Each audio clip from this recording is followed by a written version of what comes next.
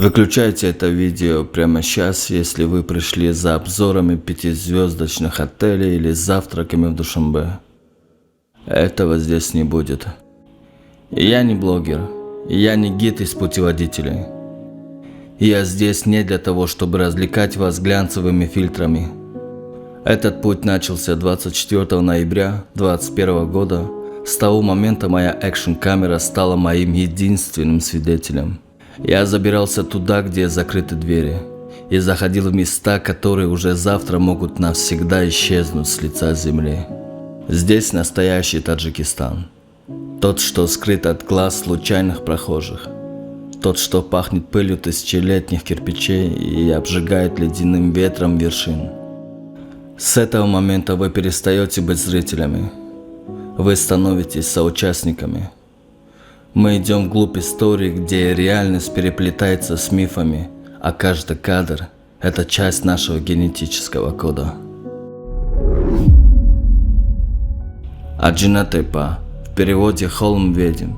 Сегодня это не просто пыльные курганы в долине Вахша, но 1300 лет назад здесь стоял один из величайших буддийских монастырей Средней Азии. Местные жители десятилетиями возделывали эту землю, не подозревая, что их плуги проходят в нескольких метрах над головами древних богов. Те, кто живет здесь сегодня, чувствуют эту связь кожей. Они не читали учебников, но они знают, эта земля никогда не была пустой.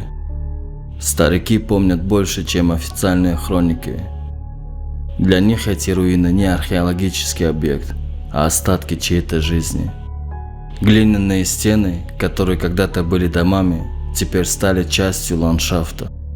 Но когда солнце уходит за горизонт, память этих мест просыпается. Слухи о мистике в Аджина-Тепа не просто сказки для туристов. Люди живут бок о бок с холмом. Говорят о вещах, которые наука объяснить не сможет. Тени, звуки, женские силуэты в лунном свете. Каждый свидетель описывает по-своему, но страх в их глазах настоящий. Друзья, антиквариат, все в реальности. Что это? Игры разума? Или эхо тех, кто молится здесь в 7 веке? Именно здесь, в этом ведьмином месте, нашли самую большую статую Будды в регионе. Словно величие и страх всегда ходят здесь рука об руку. То, что я увидел на холмах Аджина-Тепа, была лишь тенью. Чтобы увидеть истину, нужно вернуться в Душанбе. Перед вами Будда в нирване, 13 метров обожженной глины, 5,5 тонн застывшей вечности. Эта величайшая статуя лежащего Будды во всем мире была создана безымянным мастером в 7-8 веках, когда буддизм был не просто религией, а душой этих земель. История ее спасения сама похожа на кино. В 1966 году советская экспедиция Бориса Литвинского совершила невозможное. Нашла этот шедевр в холме ведьм. Но найденный колосс был изувечен. Еще в 8 веке арабские завоеватели разбили ему грудь и лицо. Чтобы спасти гиганта, археологи пошли на отчаянный шаг. Они разрезали его на 44 частей, но по другим данным на 72 фрагмента, чтобы вывести из пустыни. Почти 35 лет уникальный артефакт пролежал в темных запасниках, представляя собой лишь груду глиняных обломков. Только в 2001 году, благодаря мастерам Эрмитажа и международной поддержке, Будда буквально восстал из пепла и был предоставлен миру в Национальном музее древности. Сегодня сам монастырь Аджина-Тепа включен в предварительный список всемирного наследия ЮНЕСКО как объект исключительной ценности человечества.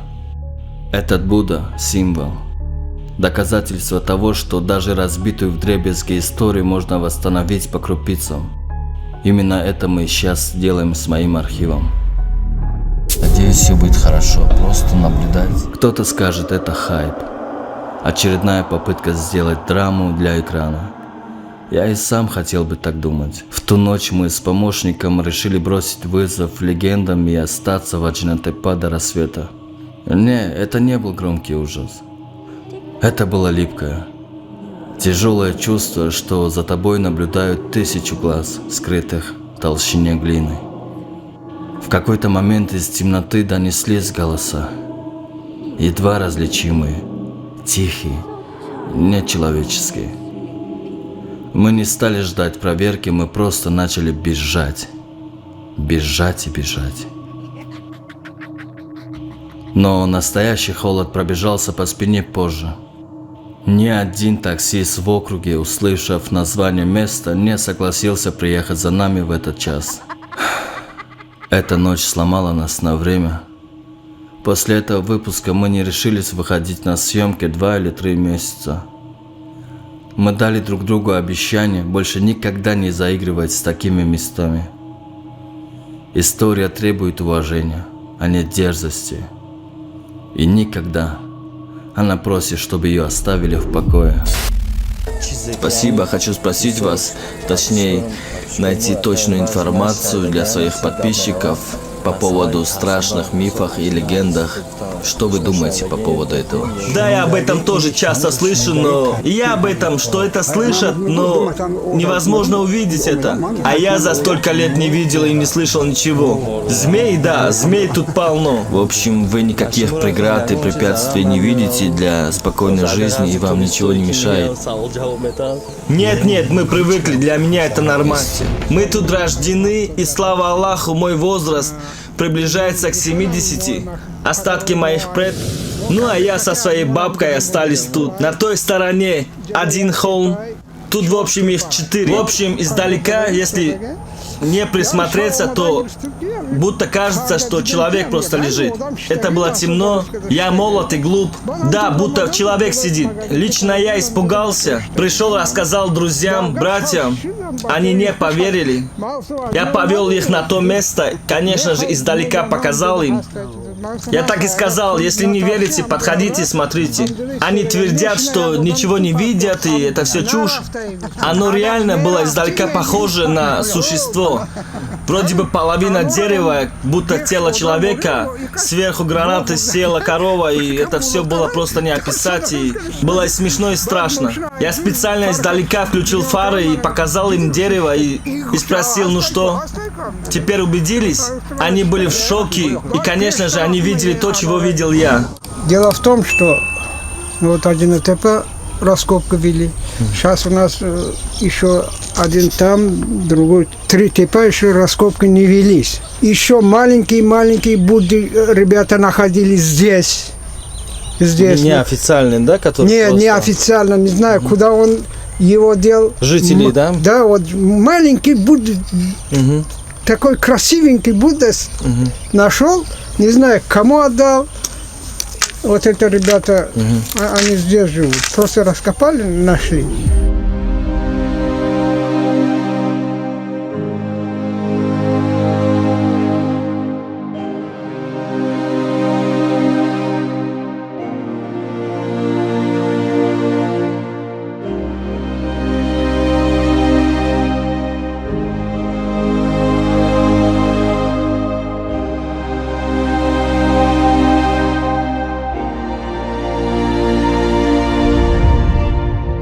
Истаравшан, город, которому 2500 лет.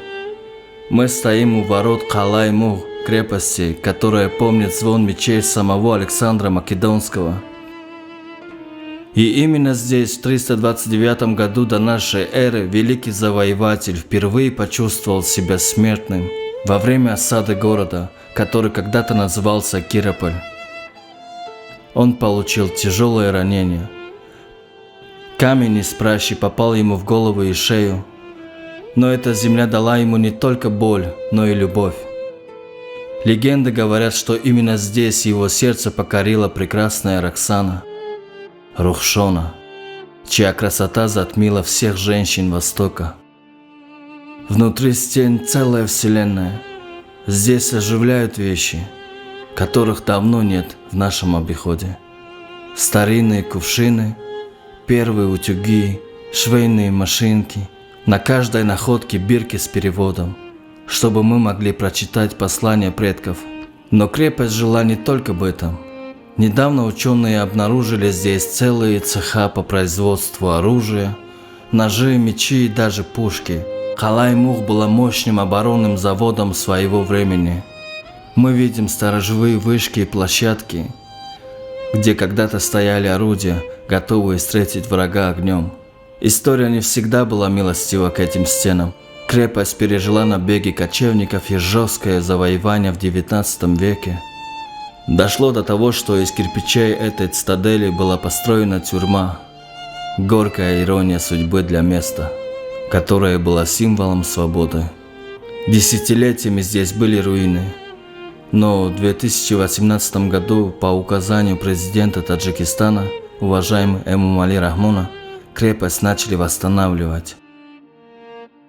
Сегодня она выглядит так же величественно, как и 1000 лет назад, принимая туристов со всего мира. Но самое интересное скрыто под ногами. Мы спускаемся туда, куда редко пускают посторонних. Огражденные зоны раскопок ведут нас в 8 век. Глубоко под землей сохранились остатки древних систем водоснабжения и даже человеческие останки. Немые свидетели последних битв за эту цитадель. Рядом остатки монастыря огнепоклонников. Здесь веками горел священный огонь, пока его не сменили на новые религии. Это место буквально пропитано верой и кровью. Мы завершаем наш путь в парадных залах, где когда-то правитель Рустамбек принимал самых высоких гостей. Огромные национальные печи и тандуры напоминают о восточном гостеприимстве, которое когда-то исчезло спустя тысячелетия. Калай-Мух – это не просто камни, это дух народа, который невозможно уничтожить.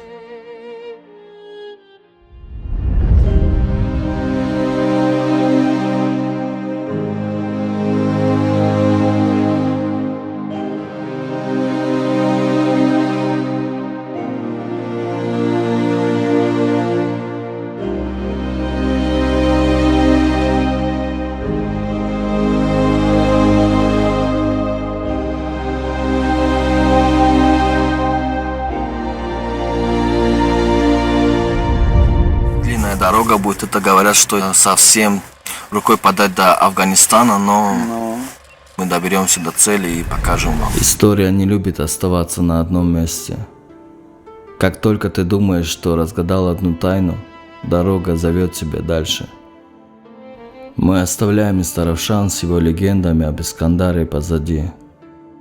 Впереди сотни километров серпантинов. Пыль древних трактов и места, которые неохотно открывают свои двери. Мы движемся вглубь страны, туда, где реальность переплетается с легендами настолько плотно, что уже не разобрать, где заканчивается факт или начинается миф. Мы выехали из Шартуза, когда солнце уже коснулось горизонта. Наша цель была амбициозной – найти легендарные 18 пещер Айваджа, которые местные называют Аждахуна. Ночь в пограничной зоне наступает мгновенно. Мы ехали долго, вглядываясь в пустоту, где Таджикистан встречается с Афганистаном. Но Айвадж решил иначе. Он спрятал от нас свои пещеры в темноте, чтобы показать нечто иное. Когда мы уже почти отчаялись найти дорогу, появились они. 2 молодых проводника из местных. Они не повели нас туда, куда нам надо, словно зная какую-то свою тайну. Они привели нас к святыне Тило-Халуджи, в самое сердце старого кладбища Айваджа. То, что мы увидели, заставило замолчать даже камеру. Древние глинобитные могилы, увенчанные рогами архаров, да исламский символ силы и защиты душ. Но самое жуткое было рядом. На старых надгробиях висела детская одежда, рубашки, ползунки. Это не было мусором, это назар. Священное подношение. Люди приносят вещи своих детей к мощам святого, веря, что это защитит их от болезней и злых сил. Здесь, на краю страны, древняя вера все еще живет в каждом клочке ткани. Проводники показали нам обряд, который проводят здесь веками. Ты берешь горсть камней и загадываешь самое сокровенное. Затем кладешь их в специальную нишу по одному. Если в конце остается четное количество, желание сбудется. Если нет, время еще не пришло.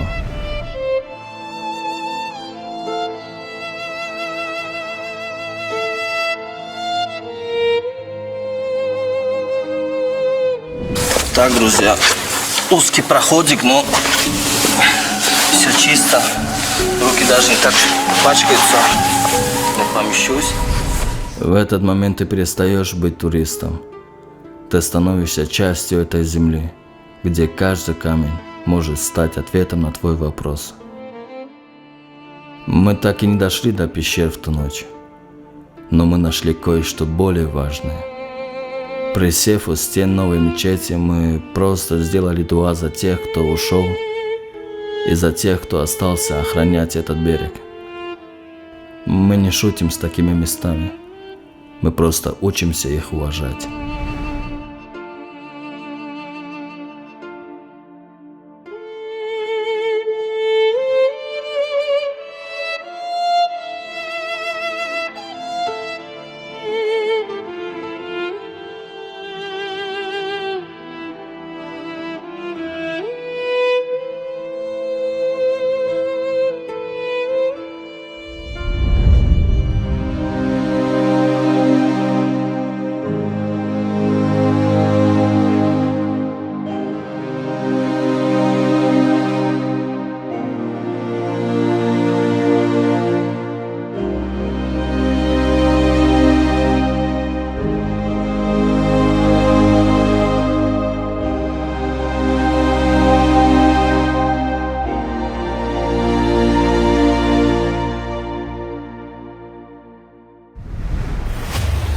Tara sogil mega ogarma. Yahka ya irabi. Irabi.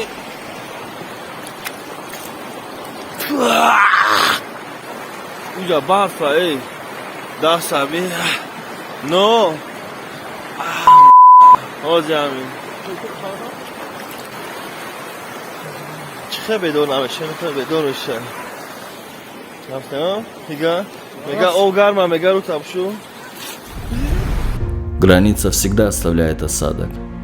После ночи в Айваджи, где каждый шорох кажется эхом древности, тебе просто необходимо вернуться к чему-то настоящему, к тому, что пахнет жизнью, а не пылью веков.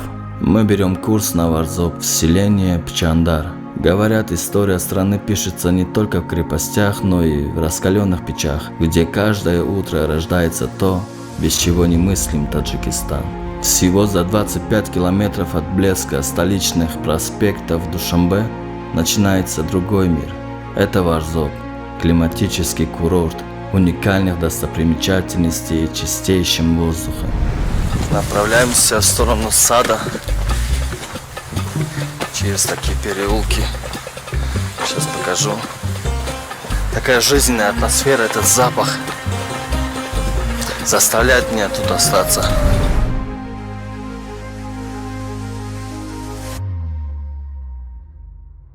Но мы едем вглубь. Здесь нет пафосных отелей. Здесь заборы из переплетенных веток, а дома словно выросли прямо из земли 100 лет назад. Даже школа и администрация здесь выглядит так, будто время решило оставить этот уголок нетронутым.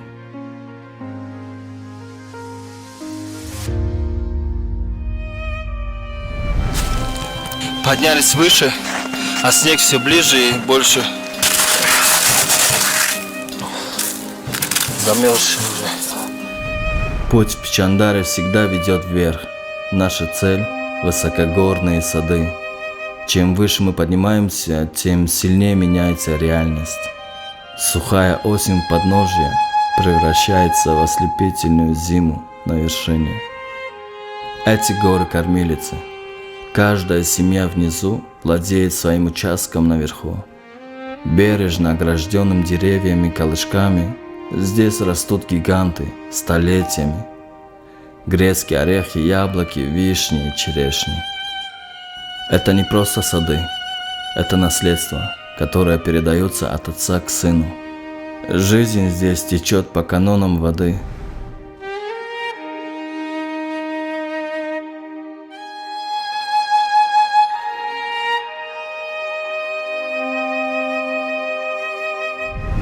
Тут, как я заметил, у каждого дома, у каждой деревни есть свой сад. К примеру, вот мы пришли в наш сад, который нам нужен. Сколько там, 2 километра мы уже прошли.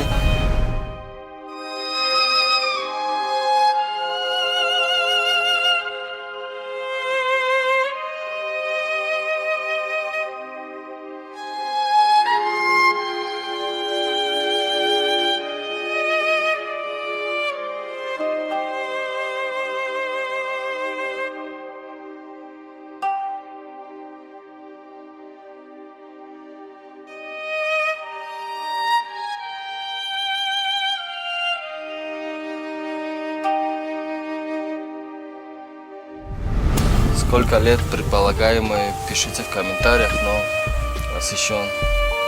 Говорят, год за годом она себя закрывает. Постоянно тень тут. Летом хорошо под ней отдыхать. Тут ставят палатки, вот, отдыхаешь, вид на горы. О, просто класс.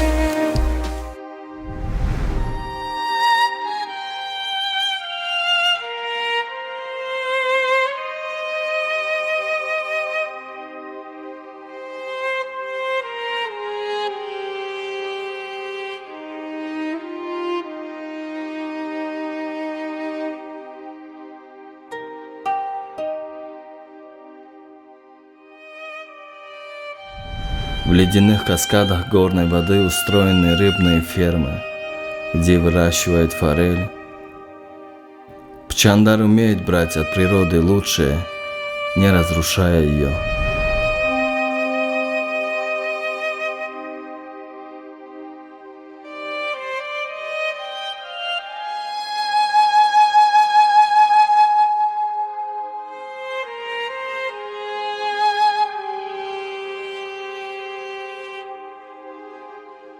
В Таджикистане есть фраза, которая важнее любого закона. Мехмон, асхудо. Гость – это подарок от Бога.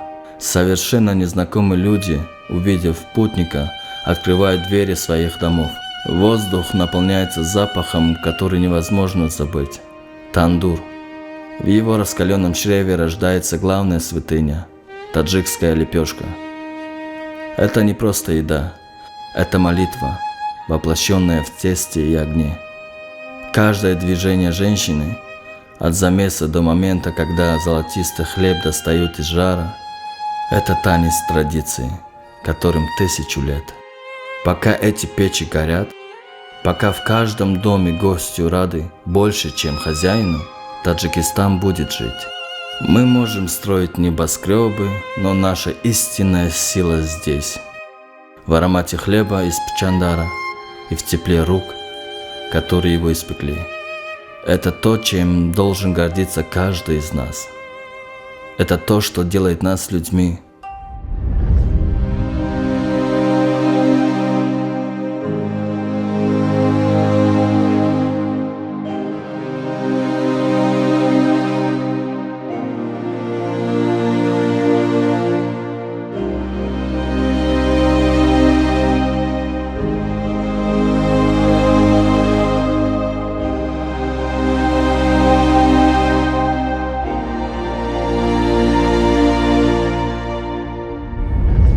Шахритуз или Шартуз не отпускает так просто. Нельзя заходить в одну из самых древних святынь мира, когда в твоих ушах все еще звучит шепот Аджинотепа. Мне нужно было время. Нужно было тепло горного солнца и запах хлеба, чтобы вернуться сюда другим человеком. И вот я здесь, перед тем, что невозможно объяснить логикой Ходжа Машхад. Это не просто мечеть или мавзолей. Это одна из древнейших медресе в Центральной Азии, построенная в 9-12 веках. Посмотрите на эти два купола-близнеца. Они словно два сердца, которые бьются уже 1000 лет. Ученые ломают голову до сих пор над тем, что как В те далекие времена мастера смогли создать такую безупречную геометрию из обычного ржаного кирпича. Но у народа в Шартузе есть свой ответ. Местные легенды гласят, этот комплекс не строили годами. Он возник за одну ночь. Представьте, за одну ночь. Я не знаю, словно невидимая сила воздвигла эти стены, чтобы укрыть здесь прах святого проповедника. Верить или нет, решать вам. Но когда стоишь здесь, в тишине между двумя гигантскими куполами, ты кожей чувствуешь. Это феноменально. Мой маршрут может показаться вам безумным с севера на юг, из тени пещер к огню тандура, но история не любит прямых линий. Она как разбитая чаша, осколки которой разбросаны за сотни километров друг от друга. И прежде чем зайти в саму святыню, я решил заглянуть в ее прошлое. В маленьком археологическом зале время спрессовано в пыль. Здесь хранятся свидетели раскопок и 1979 годов, глиняные лампы, которые освещали эти залы 1000 лет назад, и тарелки, из которых ели первые ученики медресе. Тут же я увидел контраст эпох, бюст Ильича и портрет героев Великой Отечественной войны.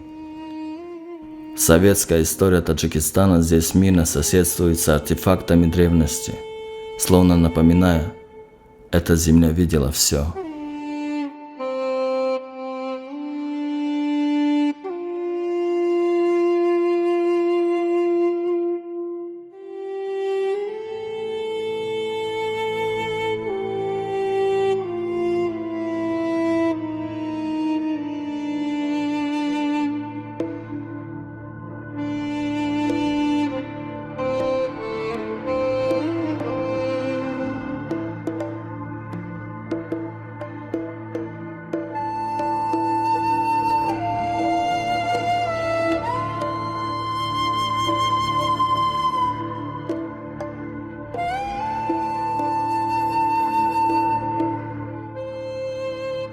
Десять шагов вглубь истории.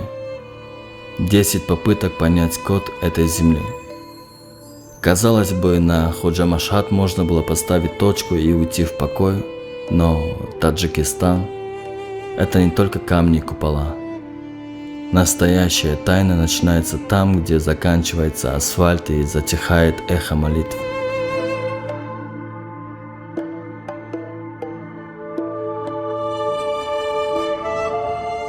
Мы оставляем долины и уходим в горы, где время изменяется не веками, а ударами сердца. Туда, где ночь наедине с вершинами меняет тебя навсегда. Мы покидаем обжитые долины.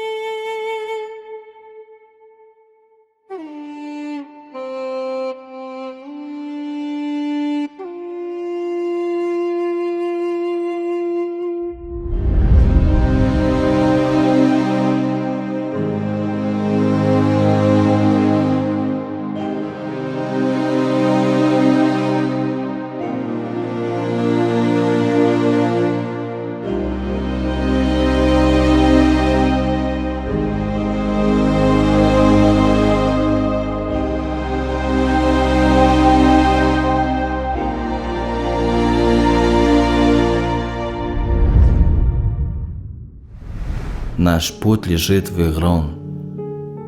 Суровое охотничье хозяйство в горах Дангары. Здесь не место для случайных туристов. Это территория, где хозяевами остаются медведи, волки и кабаны. Мы приехали по назначению. Место называется Игрон. Оригинальное название Игрон, буква Г. Тут говорят зайцы, волки, ежики, или эти росомахи, короче. Медведи, кабаны, особенно кабаны. В общем, будет очень жарко, я уверен. Хотя ночью очень холодно, на горах снег, как вы видите. Меня встречает местный пчеловод. Человек, который знает каждый шорох этого леса. Он подтверждает, сезон открыт. И сегодня нам предстоит увидеть то, как человек веками вел здесь диалог с дикой природой. В Игроне жизнь идет своими правилами.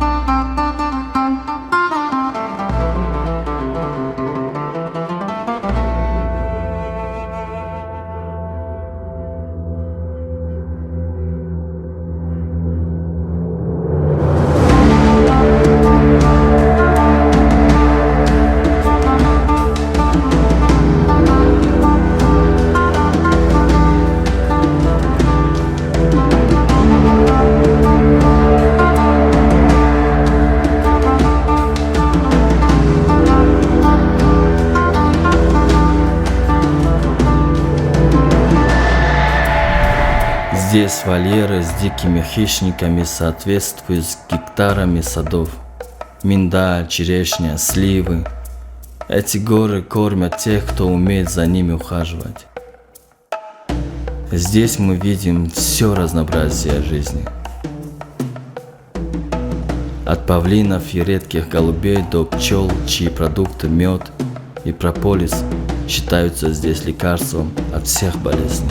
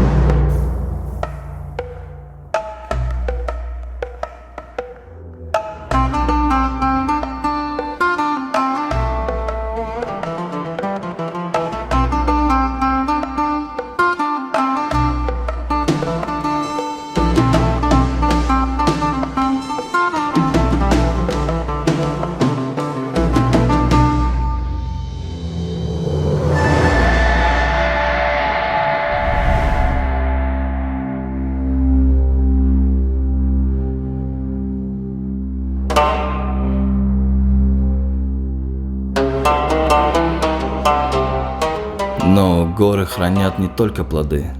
Мне хотят показать место под названием Себеста. Рассказывают, что история пахнет кровью и мистикой. Гид рассказывает, несколько веков назад на этой вершине в стенах своего медресе были убиты 40 учеников. Их всех похоронили прямо здесь, превратив гору в священным и жутким мавзолеем.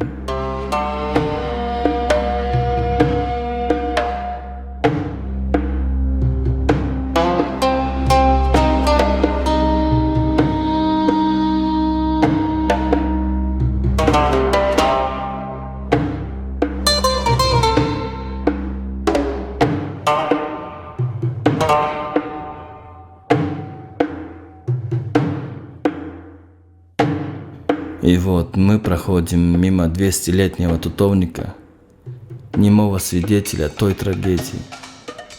Эта земля требует отдельного рассказа, который я обязательно сниму позже.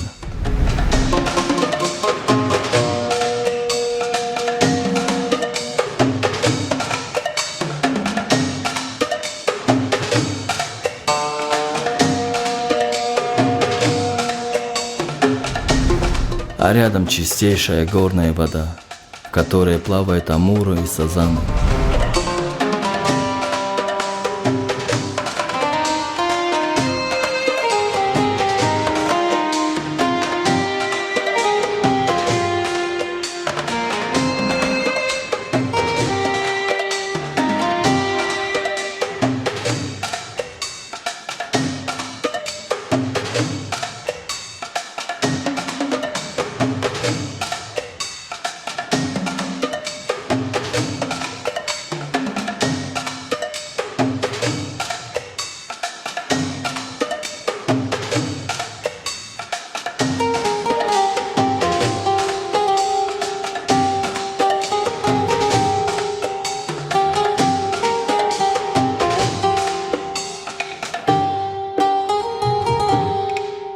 Ближе к вечеру мы устанавливаем тяжелую ловушку на кабана. Как видите, это серьезный инструмент, а не игрушка.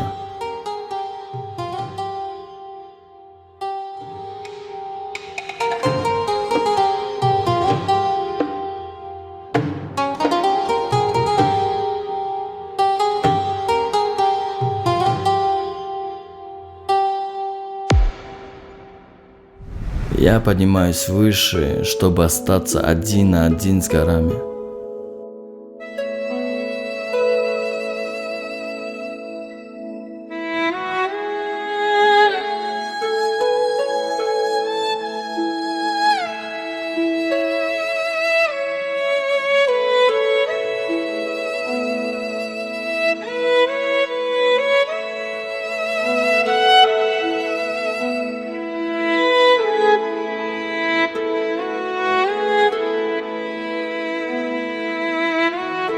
Мы поднялись так высоко, что ветер холодный. Гостили чаем. Вроде бы людей шугаются, говорит волки, но все же мы... В случае чего мы остановились недалеко от где живет дядя. В случае чего будем убегать домой.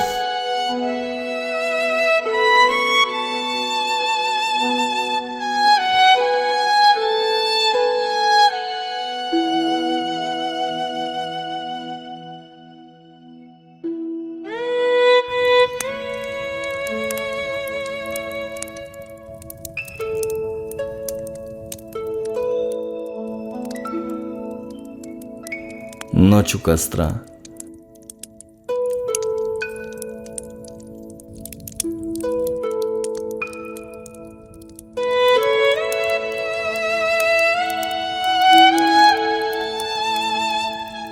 Запах печеной картошки с крупной солью. Помните? Тот самый аромат из детства, который невозможно спутать ни с чем. Но горы не дали мне насладиться ностальгией.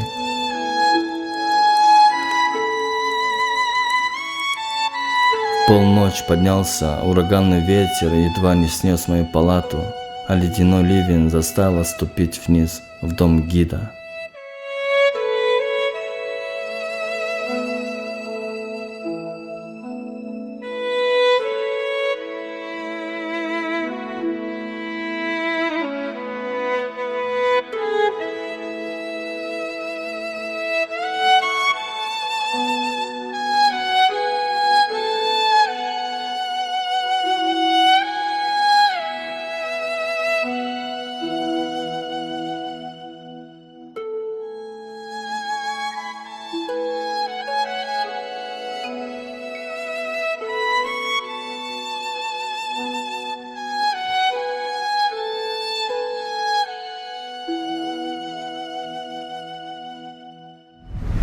Поздно ночью гид решил, что я готов к настоящему адреналину, без оружия, только мы, помощник и верные кони.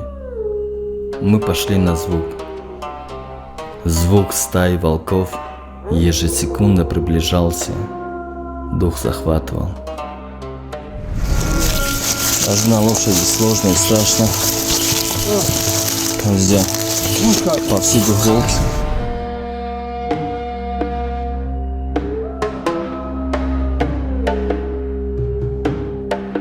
Было максимально страшно. Чем ближе мы подходили к стае, тем громче и яростнее становился вой. В этот момент страх превращался в чистое, звенящее чувство жизни.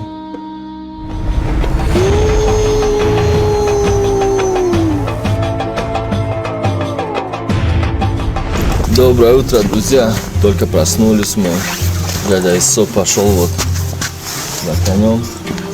Вчера была невероятная погода. Вчера был, можно сказать, очень страшный дождь. Ветер, вы все слышали сами. Мы не смогли переночевать в палатке, так как у нас была летняя палата. Мы сейчас посмотрим. Вообще не представляю, что с нашей палатой.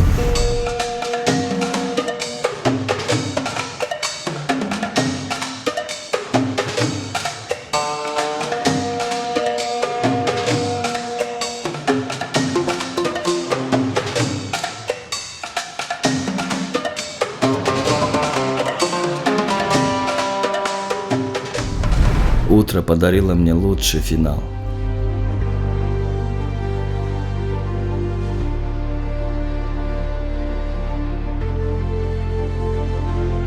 Я видел все, но то, как таджикские кони забираются на отвесные горы, это чудо, созданное Богом. Я вышел на равнину, где меня ожидал огромный табун. Стоя среди этих гордых животных, я пообещал себе, я вернусь. Сюда нельзя приехать один раз и забыть. Дангара забирает часть твоей души навсегда.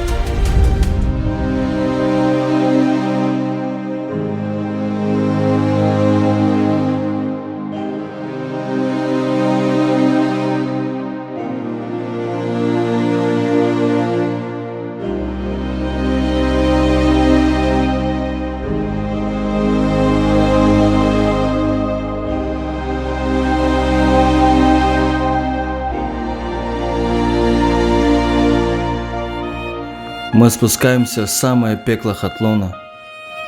Перед нами мавзолей Хазрати Имоми Зайнуль Абидин. Место, где тишина — это не отсутствие звука, а присутствие истории. Район Дусти, бывший Джаликуль. Здесь, в тишине южных равнин, находится место, которое паломники называют своей Мединой. Я приехал, позади меня мавзолей Хазрати Имоми Зайнуль Абидин. Главные ворота находятся на территории христианского хозяйства Вахдат, в 6 километрах к югу от Джаликула. Прежде чем войти, мы делаем дуа, традиционное приветствие и молитву за ушедших.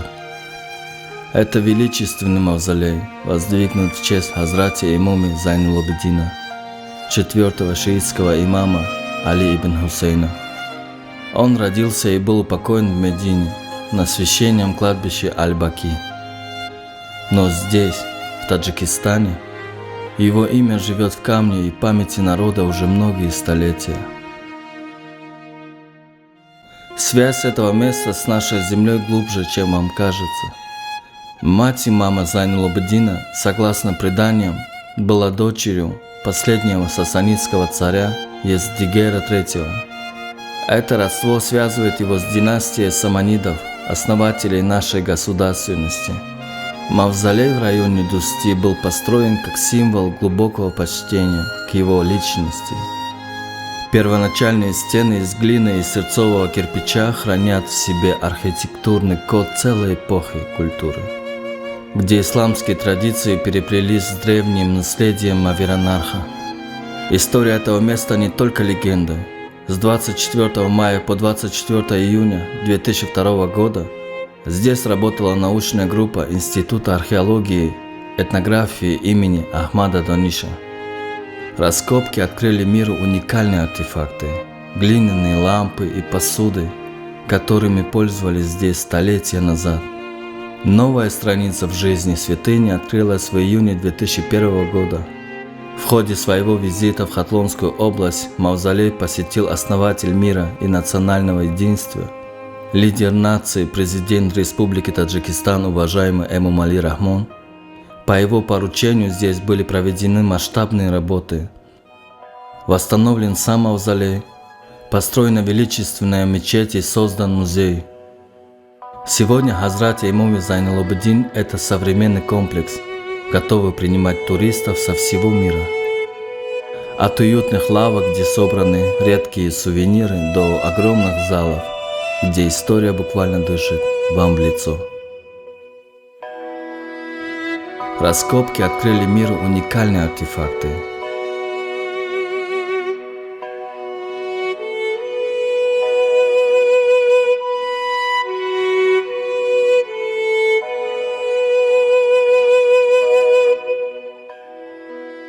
Глиняные лампы и посуды, которыми пользовались здесь столетия назад.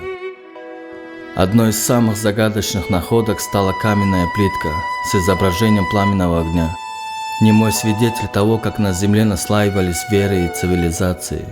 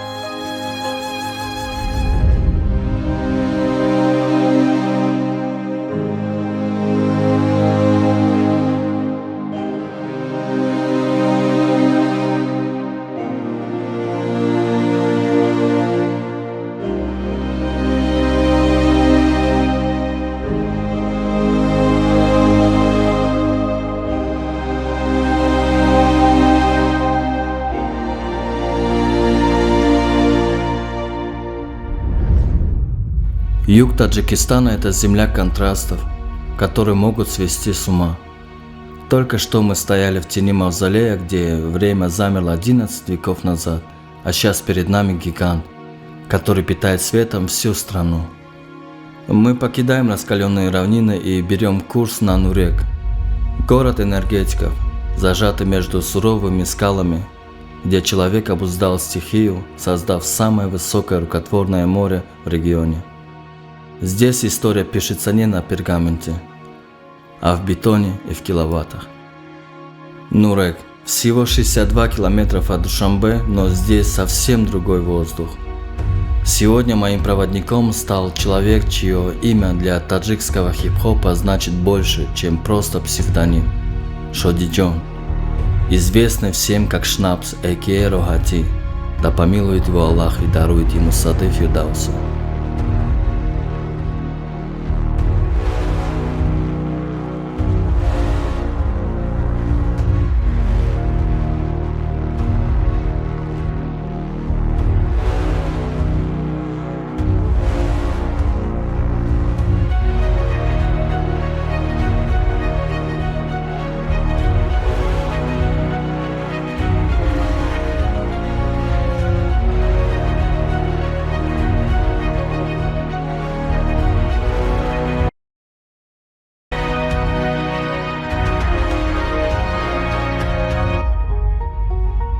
Мы приехали сюда в разгар Навруза.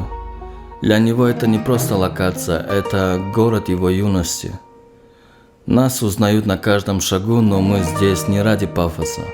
Мы здесь, чтобы увидеть Нурек таким, каким видит его он. Шоди вспоминает, там, где сейчас стоят новые здания, когда-то была лишь выжженная земля и вертолеты.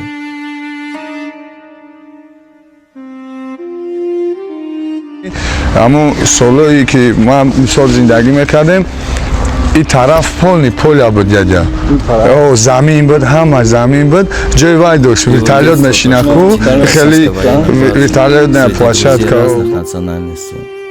Нурек всегда был плавильным котлом, где из пустоты рождалась энергия, и электрическая, и человеческая.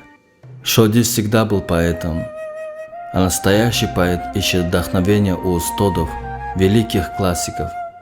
Мы заходим в городскую библиотеку, посмотрите на эту архитектуру. Лестница в виде книжных страниц ведет нас в мир, где время не имеет власти. Здесь нас сразу встречают портреты классиков, виртуозно вырезанные из дерева.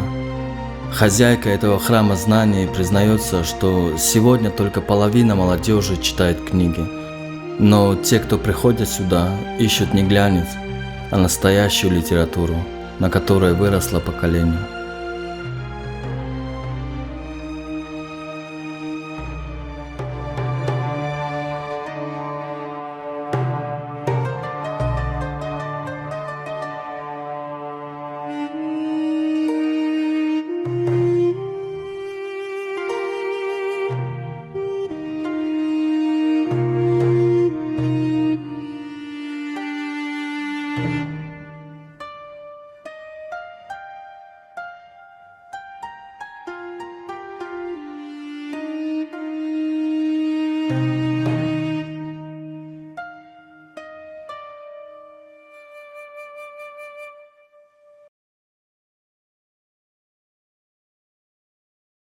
Отзывов Да. с автографами, да? Ана аз ҳамон кадом меҳмоне ки ба китобхонаи мо аз кадом ҷумҳурӣ ё ин ки давлате ки ташриф меорад таманниётҳои худро дар ҳамин китобҳо навишта бо имзо бо таърихи рӯз мемонанд. این دوامشم Саршавиш чандум сол ҳамин китоб? Саршавиш 1984. ساله هست Ман 84 сол оғоз шуд. Начало 84 год, друзья. وای دوام شاید برای همون دوام. ایپره То 2021 сол. Видишь, необычные. ай хоп Якта омӯзгор буданд аз Германия, Олмон, шахсан худашон, шахсияташон ба фикрам араб буданд, дар Олмон омӯзгор кор мекардиянд, ҳамоно омада ташриф оварданд. Вақте ки мо муаррифӣ намудем, бисёр хурсанд шуданд, боварӣ надоштанд ки дар ҳамин Тоҷикистон ҳамихе китобхона мавҷуд аст, бо аз он ҷумла бо Соядаст. Хурсанд шуданду вай карданд, таманниёти худро бо имзо гузоштанд. Соли 21. Бале. Сергей Баруздин ташкилкунандаи ҳамин шӯъбаи Соядастҳо. Ин кас رنگ سرکالم گویم خطا نمیکنه бале аз ҳамин 15 ҷумҳурӣ дар ҳамин шӯъбаи мо китобҳо бо соядасту таманниёт вуҷуд дорад. Бахтиёр Каримов ҳамин китобам боварӣ дорам ки агар хонандагон ё қироат кунанд ё қироат карда бошанд дар дили онҳо ҷой мегирад, чунки аз рӯи ҳамин асар дар Тоҷикистон филм ба навор гирифта ва тоҷикфилм дар Тоҷикистон пахш гардид. نه کلیتا دیدی؟ این رمزی که خودی کتابخانه مرکزی کلیک شده شوی کلیت دانشده در شهر نارک چنین کتابخانه موجود است. من کتاب های نظام قاسم، محرمه ساربانزاد، اسمت الله روشن، افسانه تنهایی معظمه کتابی بهترین هست. من کرامت الله میرزایف از آن جمله نویسنده بهترین فکر شخصی من است. نویسنده بهترینه که میتواند کتاب های همین شخص ها به دل خواننده بیشتر جا گیرد. و علیکم سلام. خوب داده؟ Praticam mega mora merdi videosu. خوبی تینجی داده Video کنیم مگا. مالی اگان گفتنی داری دادارم نه بهترین هم امو صوت ما کن. ای بود باشین Ama tinca okey. شگرانه خدا مخلص که باشین خیلی کم کم موسیقی کم И в главном зале Нурека время замерло в 1967 году. В этом зале выступали все, от Брежнева до лидера нации, уважаемого Эмомали Рахмона. Шоди признается, он всегда мечтал выступать на этой сцене, но уличный рэп здесь редкий гость. وای خیلی بهترینه خشتوایه 67 بوده اینه طلوری که در این نوارها میبینیم چیزی که در همه جا میبینیم همه از ساختمان دوره شورایی با ما طول مونده است اما اساسگذاری صلح و وحدت ملی پیشوای ما در همین طلور در آن همه حالت واخوری با زیایان اهالی شهر گذراندگی دو مرتبه Yakın memnuni ki barmak agiye da yetun doğru inamca. برژنف بگه با برژنف Yakın. ماشاءالله مورش کرد Мы поднимаемся выше, где нас встречает маэстро. Человек, который 50 лет отдал музыке. Он выпустил сотни учеников, которые сами стали учителями.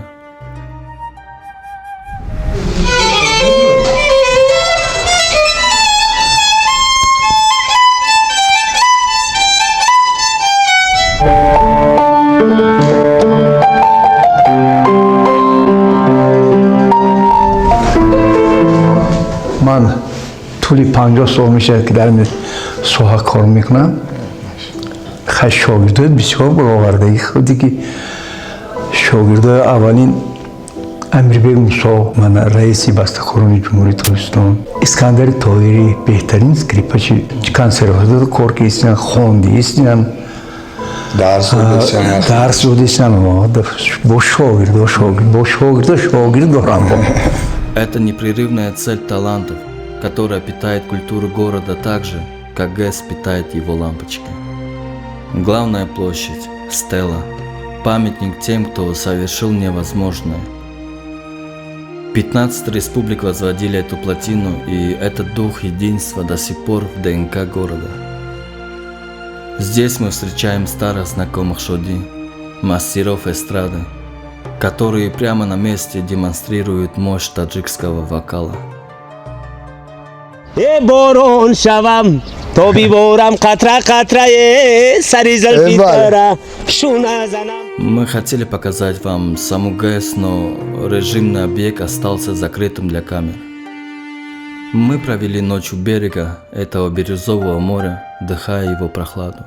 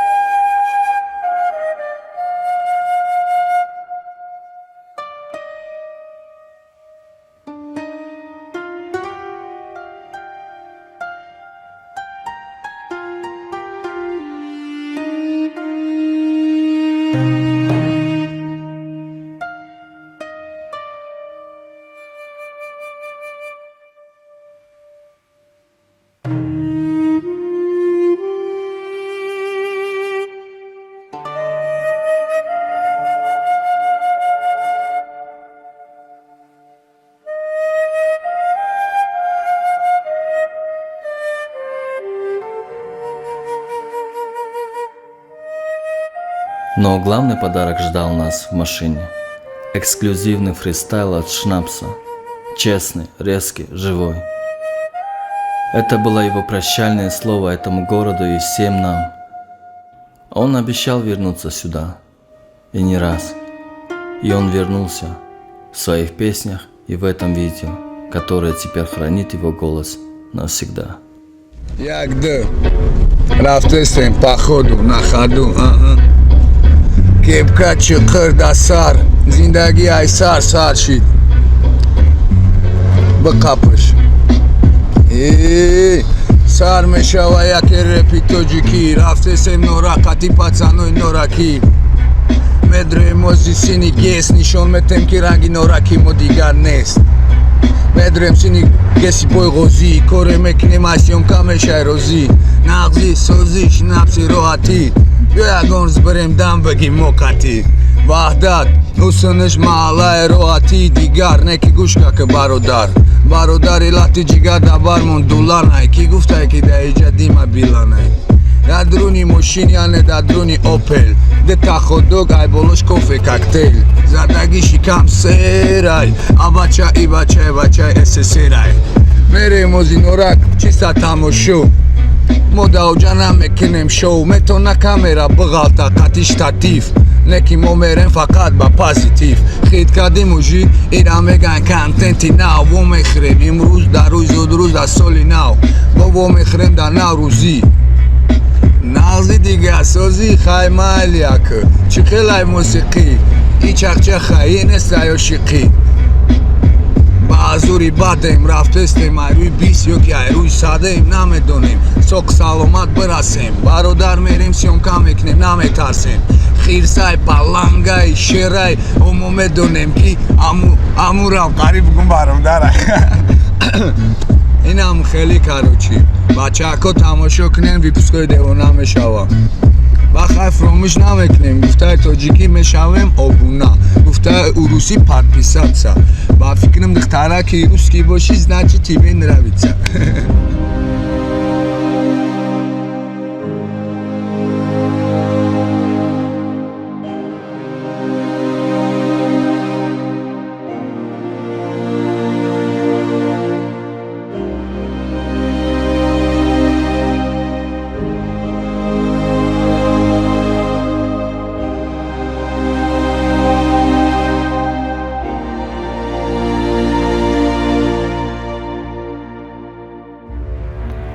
Мы оставляем Нурек с его огнями и с эхом песен Шодиджона. Наше путешествие продолжается, и теперь дорога ведет нас туда, где природа и история заключили вечный союз. Балдживон. Это место официально признано зоной международного туризма, но для нас это прежде всего край легенд. Здесь каждый холм хранит память о древних цивилизациях, а воздух пропитан спокойствием, которое невозможно найти в городах.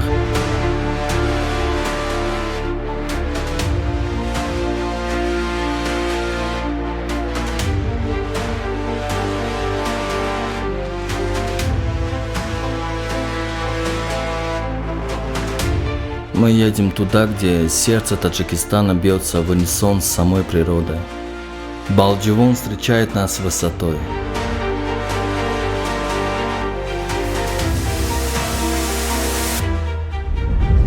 Со мной, как всегда, Шнапс, Рохати. И мы в Балдживоне. Выпуск будет большим. Кстати, за нами стоит крепость мира. Уже сейчас строится и не закончена, но пока вы все туристы сюда доедете, будет все готово. Мы стоим у крепости Калай-Мир, древней цитадели, которая сейчас переживает второе рождение. С этой точки город виден как на ладони. От новых стадионов и музеев у подножия до крошечных кишлаков притаившийся на самых верхушках гор. Шоди показывает мне этот мир сверху. Здесь когда-то жили Одамони Бузург, великие люди и проповедники, чей дух до сих пор охраняет этот край. И у Балдживона есть своя генетическая легенда. Говорят, Хазрат Амирджон пришел в эти иссушенные солнцем земли и вонзил в каменную почву обычную сухую ветку. И совершилось чудо. Ветка зацвела. Вся та невероятная красота, зелень, которую мы видим сегодня, это потомки того самого первого ростка. И жизнь здесь победила пустыню благодаря вере. Ездят машины побольше, и не все, конечно. Жители говорят, что мы немножко опоздали, но у нас надежда все-таки, что мы найдем. Вы видите, какая погода, потому что до этого сейчас было более-менее, но тут пыль, холодно. И в нашем путешествии не бывает все гладко. Мы планировали прорваться в Саре-Хосор, край водопадов и непроходимых дорог. Туда не доедет обычный внедорожник.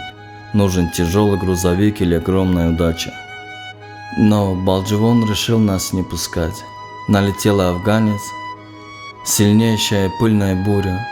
Рынки закрылись до обеда, город словно вымер. Ждать машину до утра не было смысла. И мы решили искать другие смыслы здесь, в самом городе. Мы находим покой в Орамгохе, место упокоения Хазрати Шох Нематуллой Вали, великого суфия, прожившего более 100 лет. Это место настоящий сад вечности. Здесь растут чинары-гиганты, чьи стволы не обхватить даже впятером. В тени этих деревьев покоятся ученики и учителя древнего медресе. Мы остановились, чтобы сделать дуа. Каждый камень здесь привезен издалека, говорят даже из Туркменистана, чтобы построить этот храм знаний, устоявший перед веками.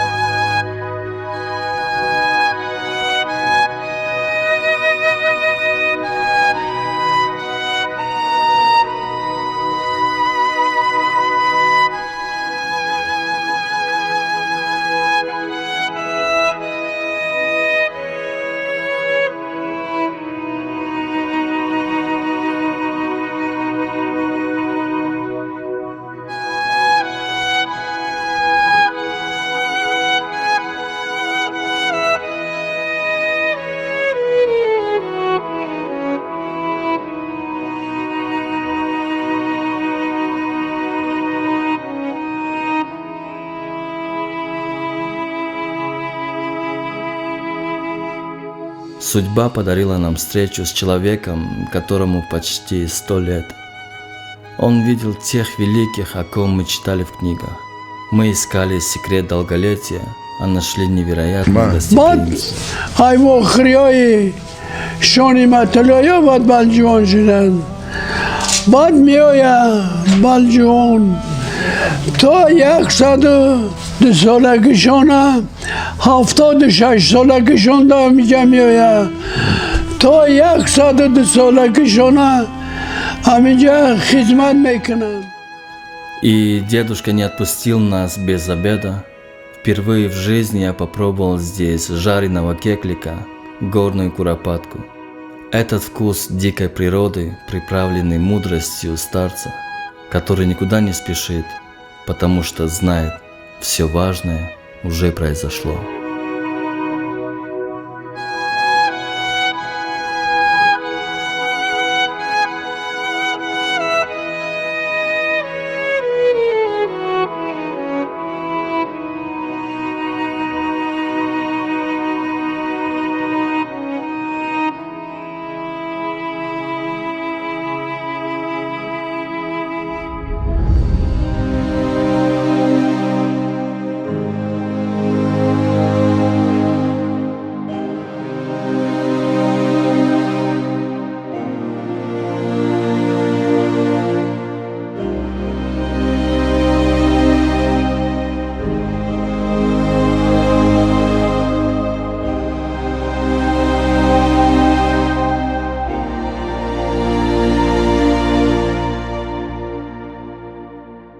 общем, нас сориентировали, что просто прямо идти, никуда не заворачивать. Мы так и шли, но честно не дошли. Безумно пить хотим. Одну баклажку, простую воду не взяли. Просто одну, и мы жалеем, и сейчас сидим друг друга. Это жестко, ребят, смотрите.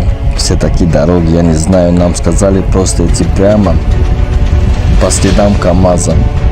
Тут все, мы потерялись, где тут следы КамАЗа.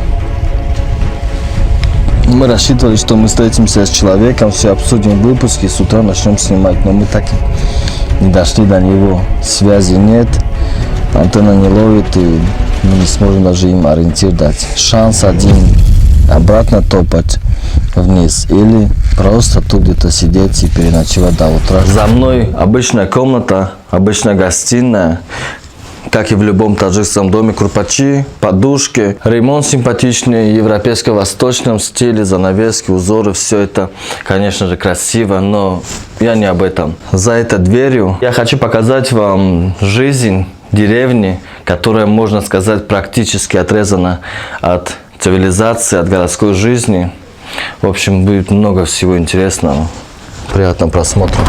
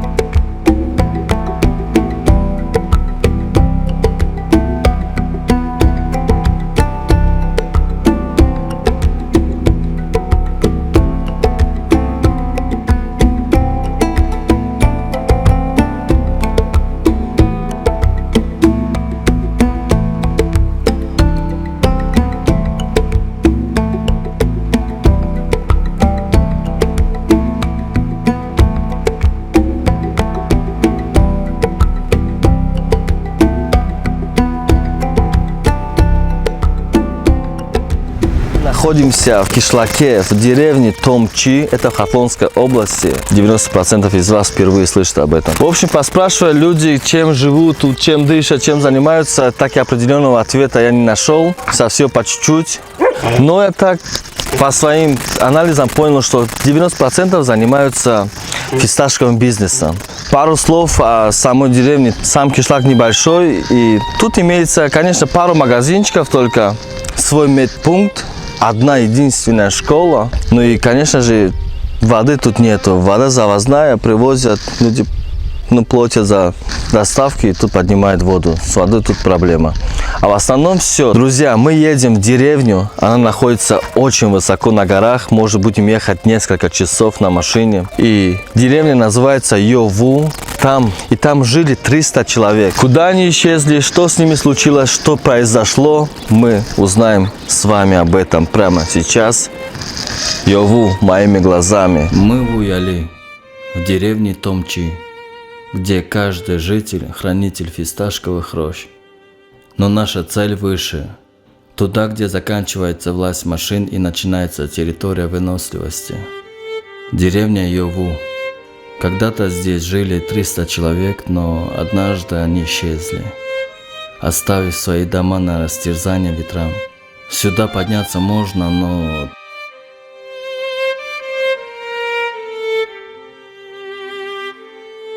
только одним способом – на ослах.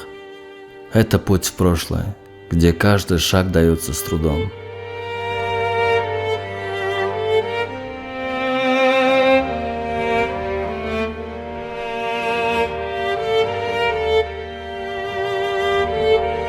На пути нам встречается Дахмарда, настоящий таджикский пастух. Его профессия – это не работа, это наследствие. В его руках стадо в 2000 голов, и за каждой он следит как за родной. У него нет гаджетов, но есть 4 помощника, 4 собаки, без которых в этих горах не выжить. Он ценит свою одежду, доспехи пастуха и традиции отцов, но мечтает о другом. Он хочет, чтобы его дети учились, получили образование и увидели мир за пределами этих хребтов. В этом и есть мудрость гор – беречь корни, но давать крылья детям.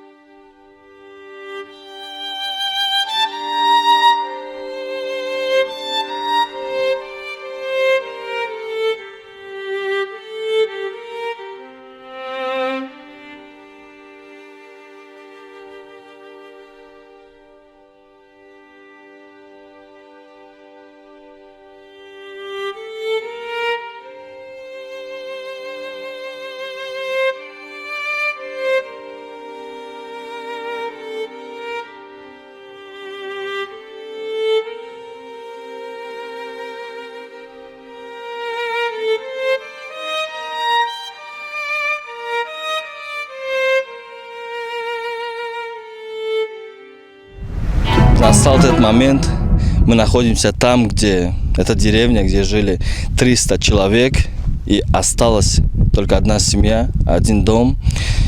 Вот вокруг я сейчас вам все покажу. Также со мной рядом человек. Салам алейкум, ака. Шамсиддин. Дядя Шамсиддин. Единственный житель, который остался, он расскажет настоящую историю, как было, что и куда делись эти люди, и что произошло с ними. Что с ними случилось? Да они просто превратились в беженцев, спустились вниз. Ну, после войны 41 года. В 61 году мой отец работал лесником. Вот она, Йову. В 1961 году, сразу после войны, люди покинули это место в один день, оставив все. Здесь больше нет смеха детей. Только лисы и волки заходят в пустые дворы. Среди руин мы находим артефакты былой жизни. Массивные каменные прессы, на которых вручную выжимали масло. Но самая мрачная легенда связана с мечетями. Рассказывает, что когда-то сюда пришли люди, чтобы разрушить древние святыни. Вековые резные столбы ручной работы пали, но вместе с ними пало и проклятие. Те, кто поднимал руку на эти стены, закончили свои дни в муках. Горы не прощают неуважения к памяти. И среди этой пустыни остался лишь один человек – дядя Шамсиддин, сын мясника Наджмиддина. Он принял эстафету отца и отказался уходить. У него есть дом в городе, но только здесь, в Йову, он чувствует себя живым и свободным. Главная проблема здесь – вода, вернее ее отсутствие. Но для Шамсиддина это лишь мелкое неудобство по сравнению с возможностью быть хозяином этой высоты. Он – последний часовой кишлака, который отказался умирать.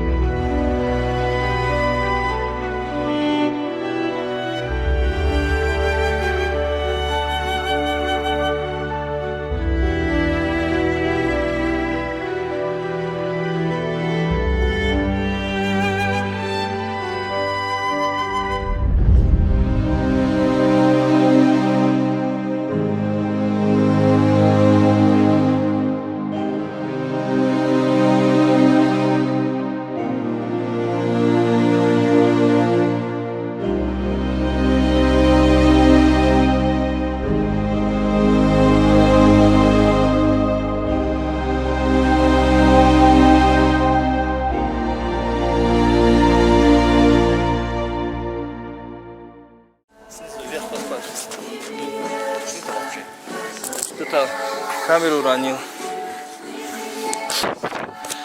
Прикинь. Камера что ли? Она начала запись делать. Салам алейкум. Мы в Сафедаре, друзья. Сейчас покажу, как он выглядит снутри. Таджикистан. Это страна, где можно переместиться на 500 лет назад и вернуться в 21 век всего за несколько часов. Мы оставляем позади тени кишлака-призрака и легенд о проклятых мечетях. Наш путь лежит еще выше, туда, где горы меняют свой цвет. Сафед-Дара, белое ущелье. Место, где вертикаль гор превращается в чистый адреналин, а суровая природа становится территорией свободы и драйва. Мы летим к самому небу, чтобы увидеть нашу страну с другой, современной стороны. 4 часа в пути из города Бухтар, и реальность меняется на 180 градусов. Мы оставляем позади жару и пыль, чтобы войти в Сафедару. Знаете, что меня здесь по-настоящему зацепило? Уровень. Ты заходишь в прокат и видишь сервис, за которым не стыдно. У тебя под рукой все. От профессиональных лыж до уютных раздевалок, где придумано даже комфорт для младенцев. Тут не просто сдают лыжи в аренду, тут создают атмосферу. Можно взять все, что угодно, переодеться в тепле и сразу в бой. Это тот случай, когда ты чувствуешь себя гостем, которого действительно ждали. Мы поднимаемся на высоту 2100 метров над уровнем моря. Здесь совсем другой ритм. Это место, где Гисарский хребет открывает свои объятия, а где-то там, за горизонтом, молчаливо наблюдают за нами великие Фанские горы. Мы садимся в кабинку и взлетаем. С высоты птичьего полета Сафедара кажется игрушечной, затерянной в бесконечных снегах.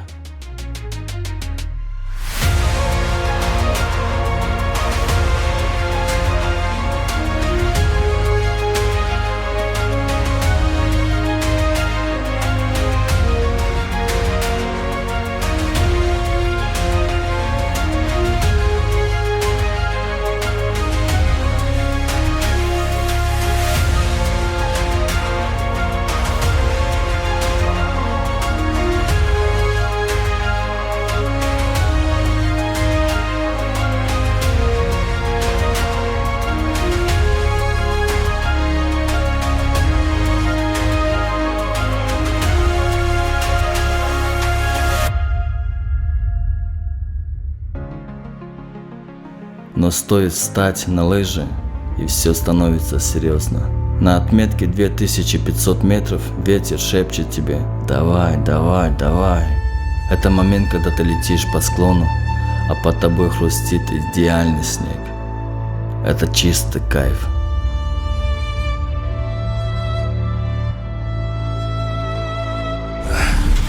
Дальше уже сил не хватает.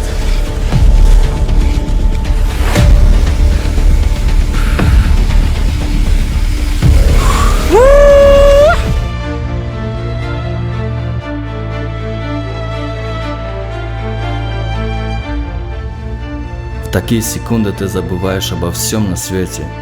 Остается только скорость и эти заснеженные великаны вокруг. Но горы — это не только спорт, это еще и аппетит. Вы просто представьте: мороз, солнце и обжигающий наваристый фатир, шурпа прямо на топчине. Этот вкус невозможно забыть. А рядом настоящие хозяева этих высот. Могучие памирские яки с их густой шерстью и грациозные лани, которые смотрят на тебя любопытством.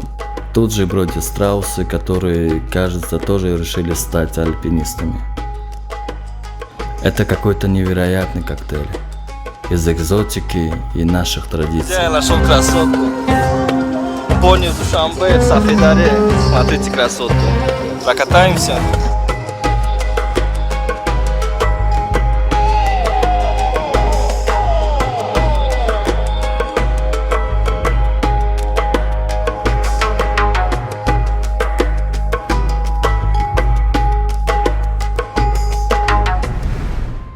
Когда солнце садится, Сафедара меняет маску.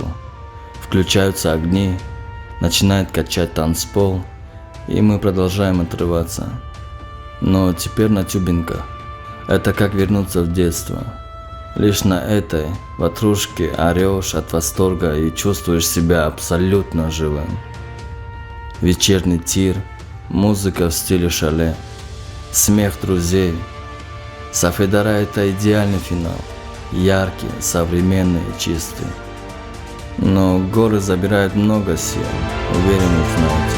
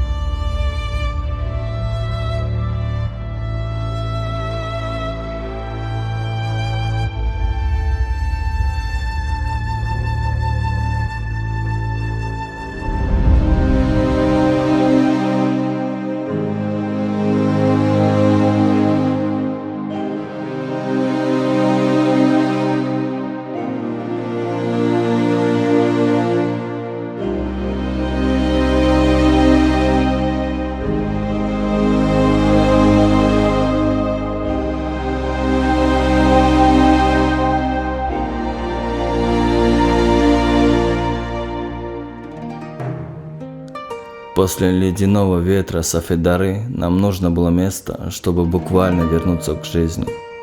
И мы поехали в Дангару. Меня пригласили в комплекс Спа-Хайот.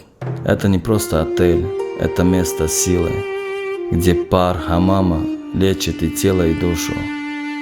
Пора смыть с себя усталость 500 выпусков. Первым делом хамам. Это традиция, которую невозможно пропустить. Здесь мы встретились с местными джигитами, настоящими шербача, как называют у нас смелых и крепких мужчин. В густом пару мужского хамама исчезают все границы. Мы паримся, делимся историями и просто наслаждаемся моментом. Это не просто баня, это ритуал очищения, который возвращает тебя к жизни после любых морозов. Среди отдыхающих я встретил человека, который стал для меня главным открытием. Этот дедушка приходит сюда всю жизнь. Посмотрите на него. Несмотря на почтенный возраст, он бодр и крепок, как и мы. Он рассказал мне, что секрет его долголетия прост. Регулярный пар, горный воздух и спокойствие в сердце. Слушать таких людей все равно, что читать живую книгу истории. Он доказательство того, что наши традиции действительно делают нас сильнее. Сам отель оказался невероятно уютным. Сервис, который не уступает столичным отелям. Но утро здесь, это что-то нечто особенное. Мне накрыли дастархан прямо на сквере отеля, на мягких курпачах.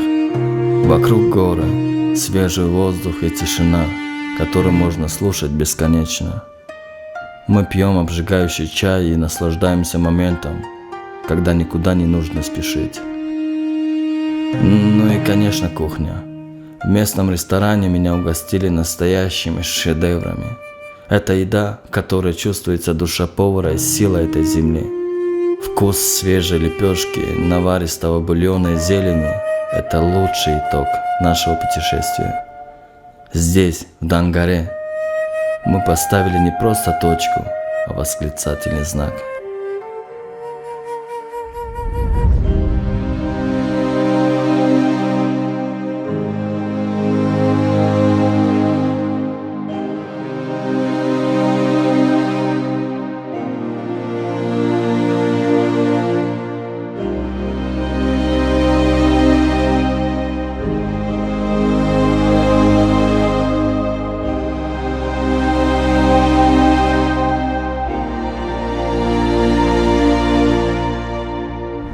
Салам алейкум, друзья. Мы в городе Сарбанд. это нынешний Левакант. Так как поздно приехали, просто погода шикарная, поэтому мы с ночи начнем наше путешествие. Позади меня отель, посмотрим, что внутри. Все хвастаются, что тут шикарная сауна, джакузи в каждом номере почти.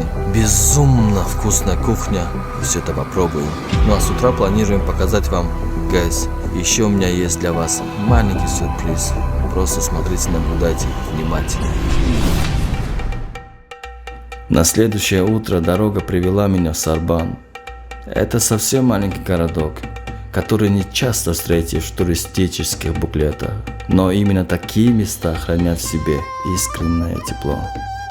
Меня пригласили остановиться в одном очень уютном отеле. Я не буду называть его имени, уверен, что многие знают. Если вы когда-нибудь окажетесь в этих краях и захотите почувствовать себя как дома, это именно то место, где стоит бросить якорь. Здесь я нашел то, что удивит даже самого заядлого любителя пара – попариться.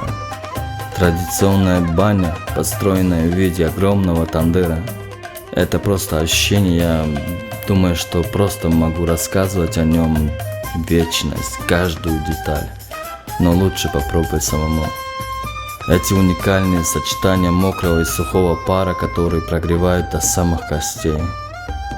После парилки бассейны с чистейшей водой, бильярдный зал для вечеринок, посиделок и джакузи, в котором можно просто раствориться, забыв о пройденных километрах. Здесь одинаково комфортно и тем, кто путешествует в одиночку, и большим семьям. Номера устроены так, что уют чувствуется в каждом уголке. Вечер закончился в местном ресторане, где меня снова угостили так, как умеют только в Таджикистане. Национальные блюда, горячие лепешки и бесконечные разговоры.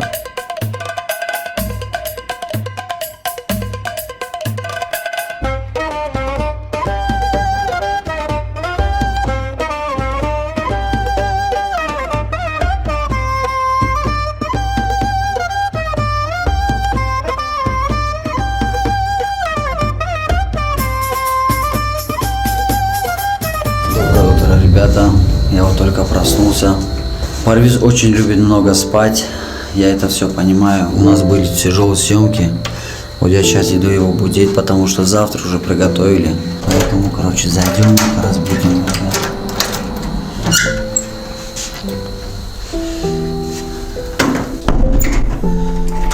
Парвиз! Но самый главный подарок Сарбан приготовил мне утром. Я встретил рассвет.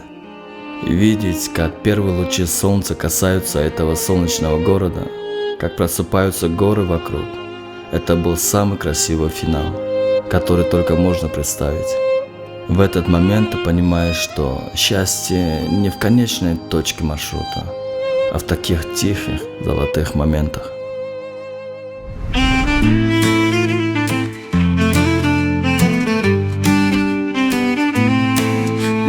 تاجیک نامی من از کوهستان سر شد خونی سفرم میر در رگان از پر شد زبانم رودکی تاریخم فردوسی هر کلمه من شلای مهری وطن من تاجیک چشمی تویانی زمین قلمی اقبال دلی شهریار هستین من تاجیک نامی من است نشان تو جان در بدنم این سرزمین رو ندیهم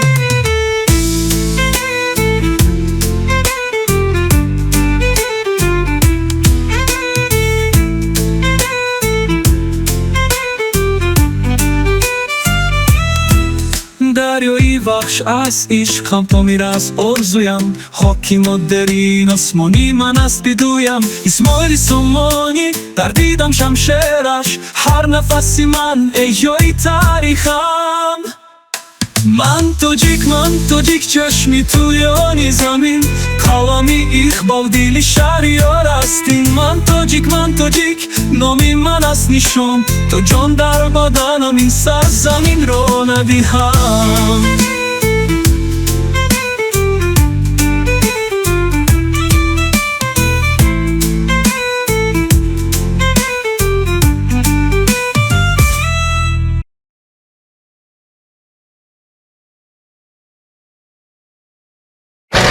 Уже как 40 минут едем, вообще не понятно где я, но точно в Таджикистане. Самое любимое место из святых мест в Таджикистане — это Ходжа-Мостой, моей родины.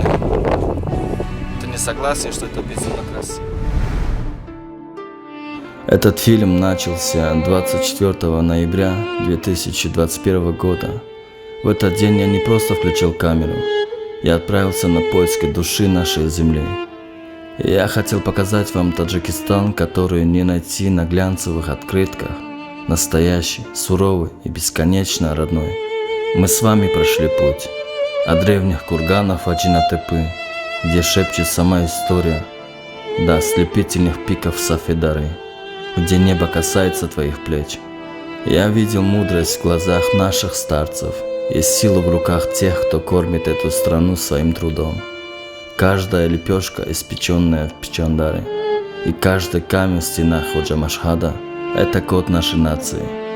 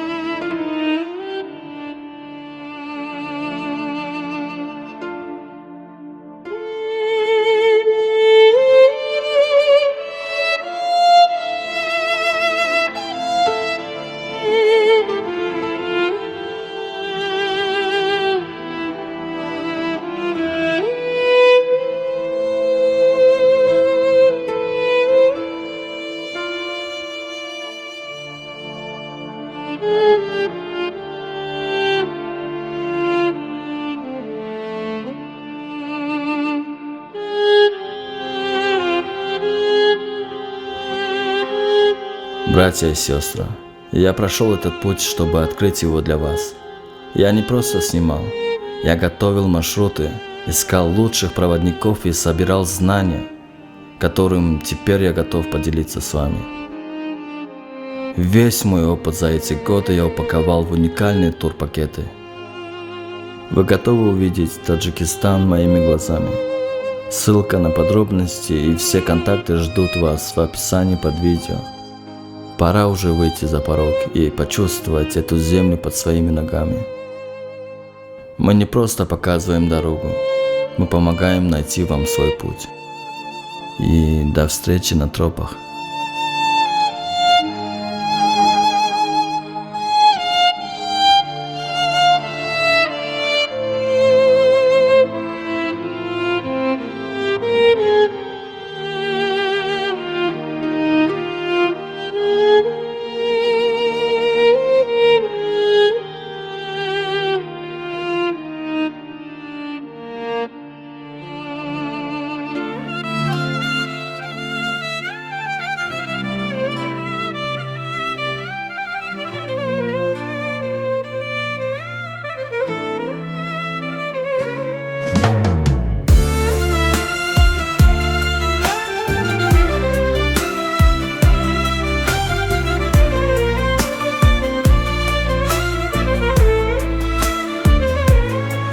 زمینی من کوهسارهایی از آب دیده در هر یک ذره‌اش تاریخی پیداست خاکی پر خطرتون با غبار نمیرفت قلم‌های شمشیر از آرزوهایش سر برآورد ای مردمی تاجیک تو از خون و آرزو زیسته‌ای در دل قهرمانی تو از آتشی خود شنانده ای تاجیکی تو پوشیده ای از شان و احترامی است